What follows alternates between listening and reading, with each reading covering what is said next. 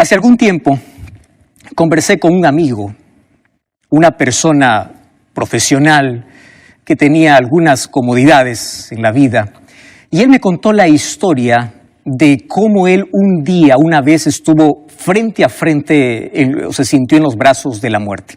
Estaba viajando de una ciudad para otra, él iba dormido en el ómnibus donde él estaba viajando.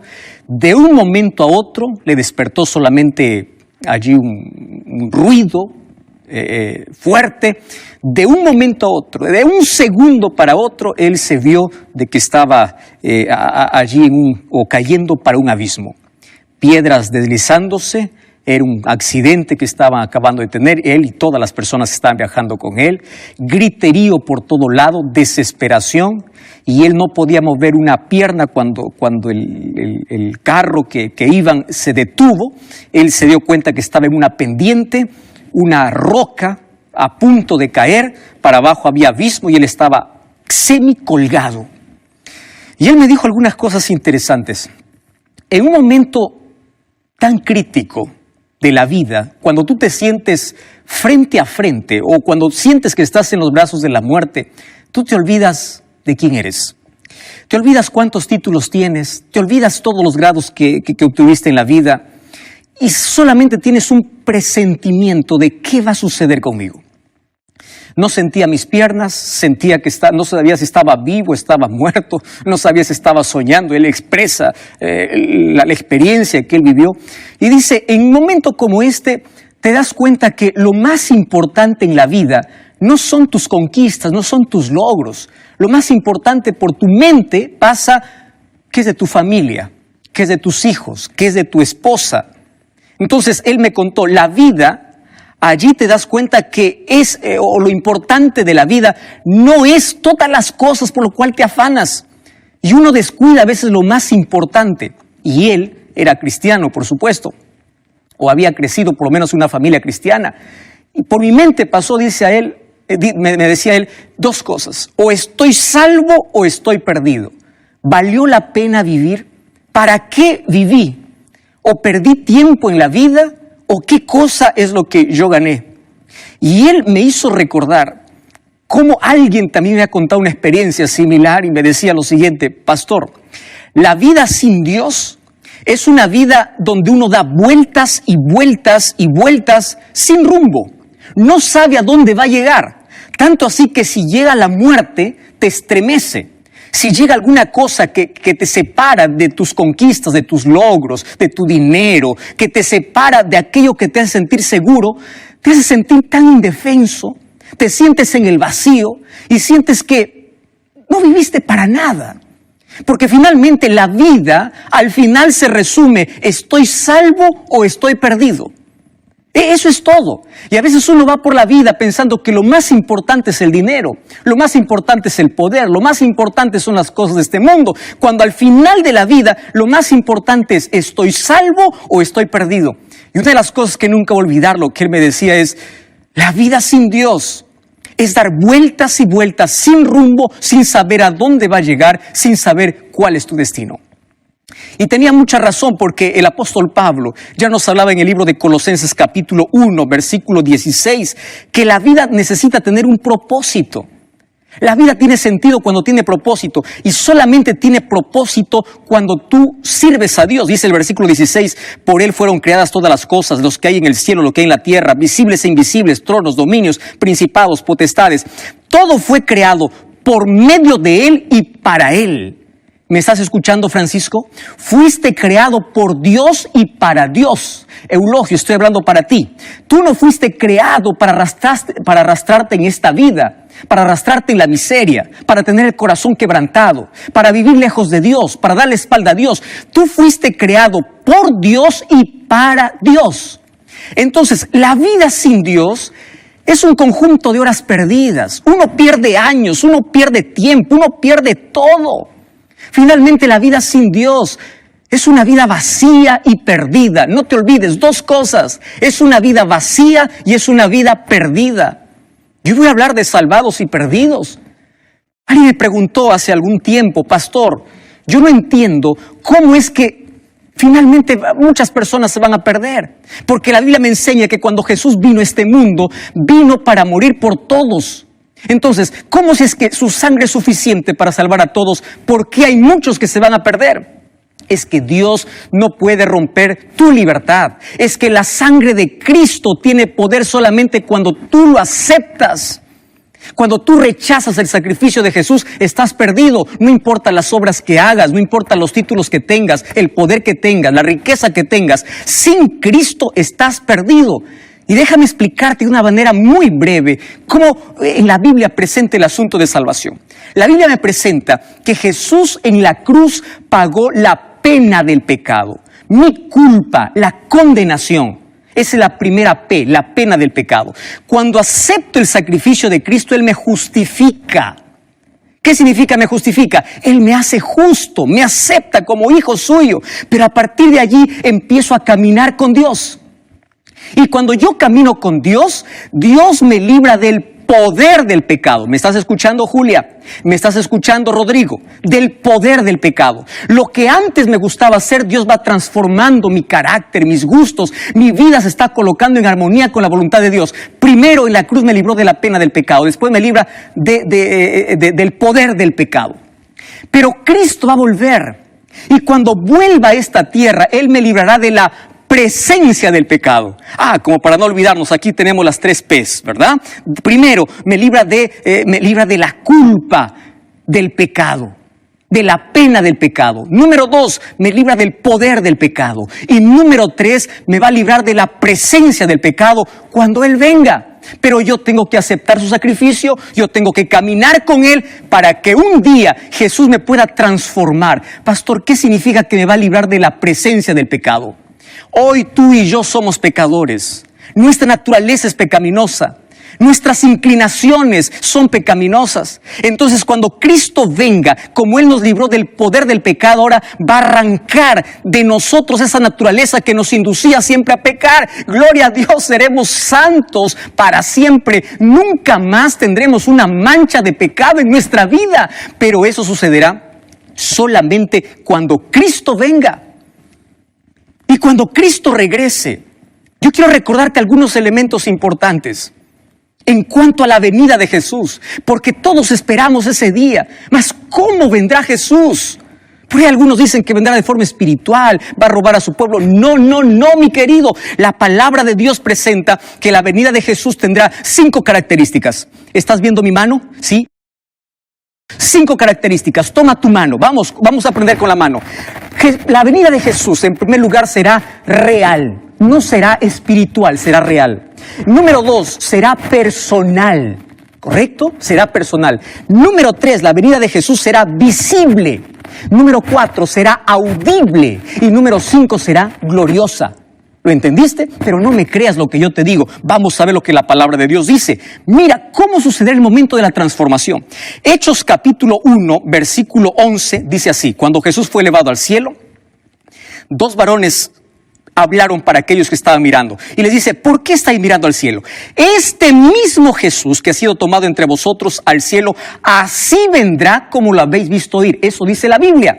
Jesús fue de manera personal. Jesús no fue de manera espiritual. Jesús fue de manera visible. Él no fue de manera invisible, entonces será real, será personal. ¿Me estás entendiendo? Apocalipsis 1:7 dice que todo ojo lo verá. Pero no solamente eso. Cuando voy al apóstol Pablo, 1 Tesalonicenses capítulo 15, dice que cuando Cristo regrese, regresará al sonido de la trompeta, con voz de mando. 1 Tesalonicenses 4:16, con trompeta de Dios descenderá del cielo y los muertos en Cristo resucitarán primero y luego nosotros seremos transformados. Entonces la venida de Jesús será visible y será audible. Y cuando voy a Mateo capítulo 25, versículo 31, dice que cuando Jesús venga en su gloria y todos los ángeles con Él, se sentará en su trono de gloria. Entonces, si vienen todos los ángeles, no es secreto. La venida de Jesús será gloriosa. ¿Me estás entendiendo? Entonces, Cristo quiere que tú estés preparado para ese evento. Nuestra mayor emoción no ha llegado. Tú crees que ya te emocionaste porque tienes un título, porque tienes riqueza, porque tienes familia, porque te casaste. Sí, eso causa muchas emociones, pero la mayor emoción de la vida aún no ha llegado. Será el momento glorioso cuando nos elevemos para recibir a Jesús en el aire. Y ahora quiero contarte para ti, ¿qué cosa va a ocurrir cuando Jesús venga? Esto yo lo conozco como las 5 R's, ¿correcto? Como para que nunca te olvides. Las 5 R's que va a acontecer cuando Jesús regrese. La primera R, cuando Jesús regrese habrá resurrección. ¿Me entendiste? Cuando Jesús regrese habrá resurrección. ¿Quiénes van a resucitar? 1 Tesalonicenses 4:16 dice que aquellos que murieron en Jesús resucitarán. No todos los muertos resucitarán. Jesús habló en Juan 5:29 de 2 resurrecciones. La primera resurrección sucederá cuando Cristo regrese. ¿Quiénes resucitan? Los sepulcros de aquellos que durmieron o que murieron creyendo en Jesús serán abiertos. Y cuando saldrán sin defecto. Querido, esta es nuestra mayor emoción. Tú podrás volver a ver a tu padre, a tu hijo, a tu madre. Tú podrás volver a ver a las personas que ni siquiera te dio tiempo de despedirte. La tragedia llegó a tu vida, te arrancó un ser querido, mas un día resucitarán. Dios volverá del polvo de la tierra a esas personas que murieron creyendo en Él, pero ya glorificados, sin un defecto físico. Y nosotros seremos transformados para ir al cielo. La primera R es la R de resurrección. La segunda R es la R de reencuentro. Esto me encanta. ¿Por qué reencuentro? Yo sueño que Jesús venga, porque yo ya tengo muchos familiares que hoy no están conmigo. Tengo mi padre que ya falleció. Tengo abuelos que fallecieron. Tengo familia que no está. Y si tú ya te diste cuenta, aún los momentos más felices de la vida no son tan felices, porque en las reuniones familiares siempre hay una silla vacía que pertenece o que perteneció a alguien que ya no está más con nosotros. Prepárate para ese reencuentro. Un día volverás a abrazar a ese ser querido, pero el mayor reencuentro será con Jesús. De ese Jesús que tanto nos dio esperanza. Y Apocalipsis capítulo 8, versículo 1 me da una revelación importantísima. Dice que cuando se abrió el séptimo sello habla de la venida de Jesús, se hizo silencio en el cielo como por media hora. ¿Qué cosa está diciendo Apocalipsis? Apocalipsis es un libro profético. Y aquí una media hora en profecía significa 7 días, significa una semana. Quiere decir que una semana demorará este glorioso encuentro entre la venida de Jesús para llevar a los salvados para el cielo. En profecía, un día equivale a un año. Y aquí dice que media hora equivale a 7 días, a una semana. ¿Por qué silencio en el cielo? Porque todos los ángeles vienen. Todos están esperando la orden del Padre. Vamos a recoger a nuestros hijos. Vamos a traerlos para casa. Ellos están sufriendo mucho. Las tragedias. El mundo está pereciendo. Es hora de volver.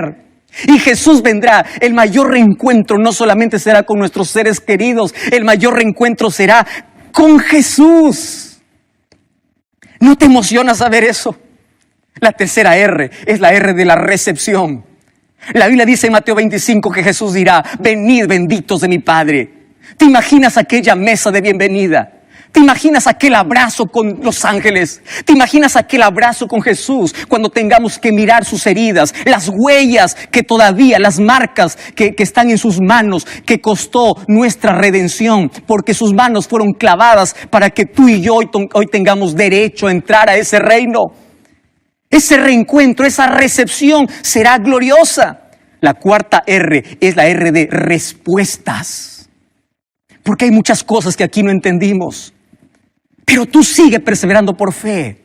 Aún en las mayores crisis, que no desmayes, no te desanimes, levanta la cabeza. Aún cuando no tengas evidencia, sigue confiando en Dios. Cuando la noche sea más oscura, sigue confiando en Dios. Cuando todo esté yendo para abajo, sigue confiando en Dios. Porque un día lo que no entiendes en esta tierra, entenderás en el cielo. Y el libro de Apocalipsis capítulo 20, versículo 1 en adelante, dice que nosotros, o los salvados, en el cielo, tendrán potestad para juzgar. El apóstol Pablo también en 1 Corintios decía que vamos a juzgar. ¿Juzgar para qué? Escúchame lo que te voy a decir. Una de las actividades que harán los redimidos en el cielo, después de esa recepción maravillosa, será analizar los casos de todos aquellos que se perdieron. ¿Por qué? Por una razón simple. ¿Sabes cuál es la razón? Porque en la eternidad no habrá un rastro de duda de la justicia de Dios. En el cielo habrá muchas sorpresas. ¿Por qué personas que aquí aparentemente estaban perdidas están en el cielo? Y personas que aquí aparentemente estaban salvas estarán perdidas. ¿Y por qué? Porque aquellos que están salvos se arrepintieron. Mas aquellos que parecían buenos solamente parecían. Era solo un maquillaje espiritual. Era solo un sepulcro blanqueado por fuera. Pero no era sincero, no colocó su vida en armonía con la voluntad de Dios. Entonces allí nos daremos cuenta de la justicia de Dios. Nadie tendrá duda de aquel que se perdió por despreciar tantas oportunidades que Dios le dio. Querido, el cielo es tu lugar. Ese es nuestro lugar. Fuimos creados por Dios y para Dios. Y Él dijo, voy a volver. Y yo quiero llevarte, pero no puedo quebrar tu libre albedrío. Por eso Dios te hizo un ser inteligente. Y la mejor manera de usar tu inteligencia es usar bien tu libertad para elegir a Jesús. ¿Estás entendiéndome? Usa bien tu libertad para tomar buenas decisiones. Y la mejor decisión es vivir al lado de Jesús. ¿Quiénes estarán en el cielo? Apocalipsis capítulo 3, versículo 21, dice así. Mira lo que dice la palabra de Dios. El que venciere se sentará conmigo en mi trono, así como yo he vencido y me he sentado con mi Padre en su trono. ¿Quién es un vencedor? No es aquel que vence con su capacidad. Vencedor es aquel que camina al lado de Jesús. Aquel que no tiene miedo a entregarse a Jesús. ¿Por qué estás postergando una decisión? ¿Por qué no estás estudiando la Biblia? ¿Por qué aún no te has bautizado? ¿A qué tienes miedo? Aquel que venciere se sentará en mi trono. ¿Qué tiene que vencer? Mira el versículo 20. Yo estoy a la puerta y llamo. Si alguno oye mi voz y abre la puerta, entraré a él. Jesús en Mateo capítulo 23, versículo 27 dice, Jerusalén, Jerusalén, puedes colocar allí tu nombre. ¿Cuántas veces te llamé? ¿Cuántas veces quise salvarte? Roberto, Rodrigo, José, Carlos, Juan, ¿cuántas veces te llamé? Ignoraste mi voz, toqué la puerta de tu corazón, tú no quisiste abrir, rechazaste mi gracia. Ahora acompáñame para la última R, porque esta R es impresionante. Apocalipsis capítulo 21, versículo 4. Mira lo que dice la palabra del Señor. Vi un cielo nuevo y una tierra nueva. El primer cielo y la primera tierra pasaron y el mar no existe más. Acabaron todos los problemas. Y si vamos para el capítulo 20, dice que después de 1000 años, mira qué cosa es lo que sucede. Versículo 5. Los otros muertos no volvieron a vivir hasta que se cumplieron 1000 años. Bienaventurado el que tiene parte en la primera resurrección. Claro, porque la segunda resurrección solamente es para condenación. Versículo 9. Subieron sobre la anchura de la tierra, rodearon el campamento de los santos, la ciudad amada, y descendió fuego del cielo y los consumió. El diablo que los engañaba fue lanzado en el lago de fuego y azufre, donde está la bestia y el falso profeta, y serán atormentados para siempre. Cuando dice para siempre, está hablando de consecuencias eternas. Ahora, préstame atención lo que te voy a decir ahora. Después de 1000 años en el cielo, dice que la nueva Jerusalén desciende a la tierra.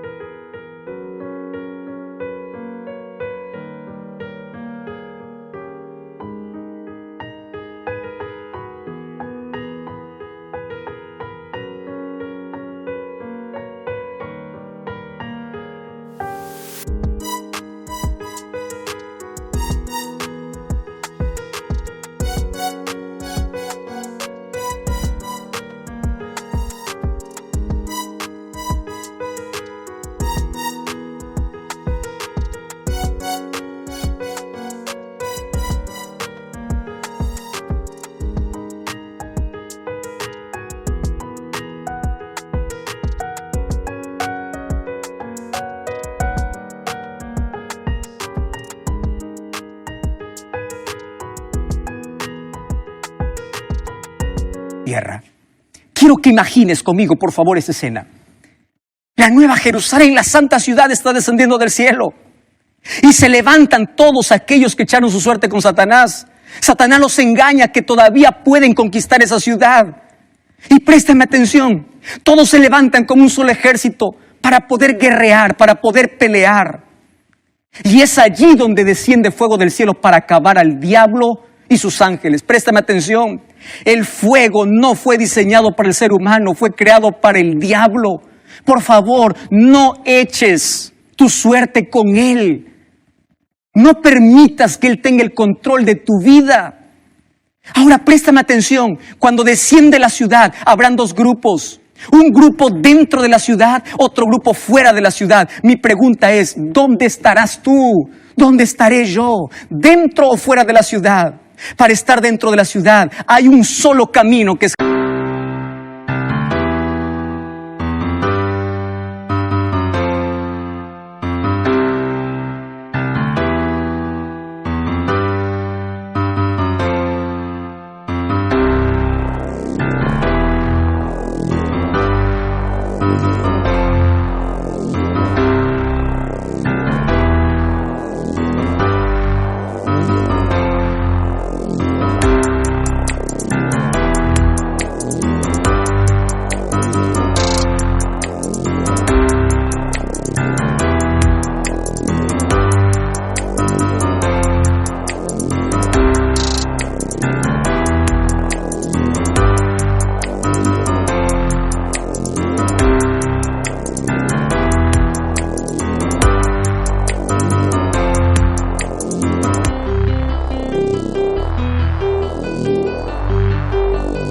Jesús. Hay una sola verdad que es Jesús. Hay una sola puerta que es Jesús. Es hacer la voluntad de Dios, no mi propia voluntad. Yo estoy imaginando en este momento cuántos padres estarán allí en la ciudad mirando a sus hijos fuera de la ciudad.